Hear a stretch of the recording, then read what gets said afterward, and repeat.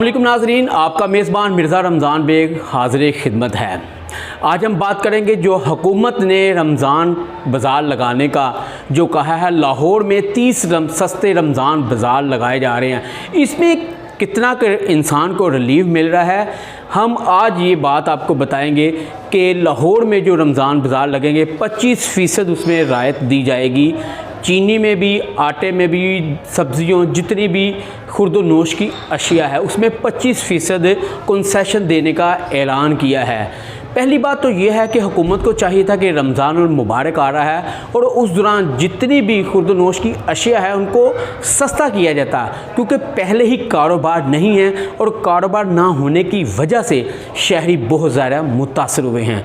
वज़ीर आला पंजाब और वज़ीर आज़म पाकिस्तान इमरान खान को चाहिए कि जो शहरी हैं उनको ज़्यादा से ज़्यादा रिलीफ दिया जाए, ताकि वो अच्छे तरीके से अपने जो रमज़ान के रोज़े रख सकें और ज़्यादा से ज़्यादा उनको जो रिलीफ मिलेगा, क्योंकि ईद भी आने वाली है और जितने रमज़ान बाज़ार लगाए जा रहे हैं वहाँ पर अशिया को इस कदर सस्ता किया जाए कि आम गरीब आदमी आसानी से वहाँ से अशिया ख़रीद सके।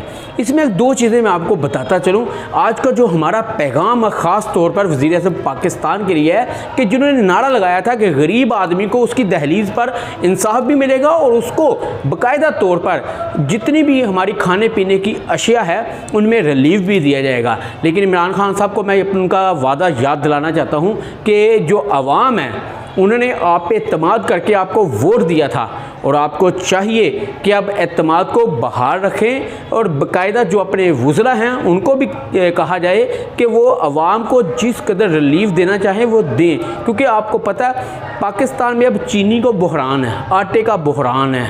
तो अब इसको कंट्रोल करने के लिए हुकूमत ने ये कहा है कि हमारे पास पूरे पाकिस्तान में 25 लाख टन जो चीनी मौजूद है, जबकि दूसरी तरफ देखा जाए तो आज भी लाहौर शहर में चीनी का बहरान है। जो दुकानदार हैं वो कहते हैं 85 रुपये में चीनी जो है हम किस तरह फ़रोख्त करें, क्योंकि 99.5 kg उनको मिल रही है। तो वो इसका मतलब है कि 14 रुपये ज़्यादा रेट उनको मिल रहा है, वो कम कैसे बेचेंगे, वो तो लॉस है। तो इस हवाले से हुकूमत पाकिस्तान को चाहिए कि जो चीनी का बहरान है उसको फौरी तौर पर उस पर काबू पाने के लिए इक़दाम किए जाएँ। ख़ास तौर पर रमज़ान बाज़ार जो लग रहे हैं इनमें भी आम शहरी को रिलीफ दिया जाए। वज़ीर आज़म साहब आप पे लोगों ने एतमाद किया और वो करते रहेंगे। आपका सपोर्टर भी है, आपका वोटर भी है, अवाम आपकी तलबगार है कि आप लोगों को ज़्यादा से ज़्यादा फैसिलिटीज़ करें। और फिर फैसिलिटेट करने का मकसद ये है कि अवाम का एतमाद आप पर दोबारा बहाल हो।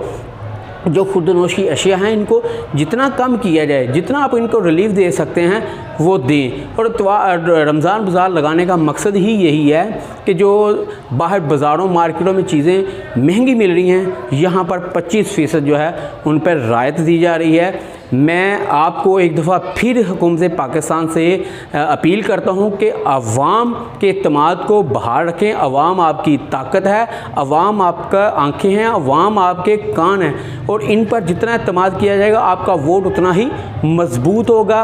पाकिस्तान में जिस तरह क्राइसिस चल रहे हैं, कारोबार नहीं है, लोग बेरोज़गार फिर रहे हैं और ख़ास तौर पर रमज़ान मुबारक में लोग काफ़ी ज़्यादा बेरोज़गार, ऊपर से कोरोना है तो जिसकी वजह से लोग काफ़ी मुश्किल का शिकार हैं। और इस वक्त अवाम को आपकी ज़रूरत है, आपसे वो मदद लेना चाह रहे हैं और इमरान खान साहब इनको मायूस ना करें। जितने रमज़ान बाज़ार लग रहे हैं उनमें ज़्यादा से ज़्यादा 25% कंसेशन दे रहे हैं। मैं कहता हूँ 50% आपको रायत देनी चाहिए थी, ताकि दुआएं भी आप अवाम से लें और आपके ये वोटर भी हैं, ताहयात आपके वोटर रहेंगे और इनको जितना आप कंसेशन देंगे उतना ज़्यादा फ़ायदा होगा। यकीनन आज का ये मैसेज आपको मेरा पसंद आया होगा और इमरान खान साहब भी अगर ये मैसेज सुन रहे हैं तो उनको चाहिए कि 50% वो रायत दें। आप मेरा चैनल ज़रूर सब्सक्राइब कीजिएगा और अपनी राय भी दीजिएगा, मैं आपकी राय का इंतज़ार करूँगा। तब के लिए इजाज़त दें। अल्लाह हाफ़िज़।